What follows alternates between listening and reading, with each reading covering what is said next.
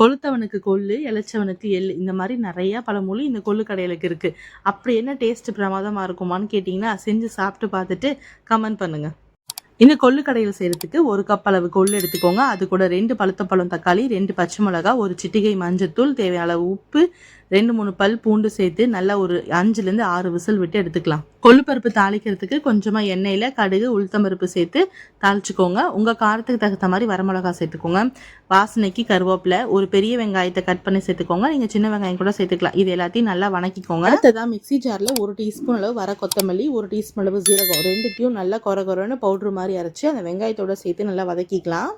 வெங்காயம் நல்லா வதங்கினதுக்கப்புறம் நம்ம வேக வச்ச கொள்ளு இருக்கு இல்லையா, அதை மத்து போட்டு கடைஞ்சோ இல்லை மிக்ஸி ஜாரில் சேர்த்தோ நல்லா பேஸ்ட் மாதிரி அரைச்சிட்டு அந்த வெங்காயத்தோட சேர்த்துக்கோங்க. தேவையான உப்பு சேர்த்துட்டு நம்ம கொள்ளு வேக வச்ச தண்ணியையும் அந்த கொள்ளு கூட சேர்த்து நல்லா ஒரு 5 நிமிஷம் கொதிக்க வச்சு எடுத்திங்கன்னா சூப்பரான கொள்ளு கடைகள் ரெடி ஆகிடும்.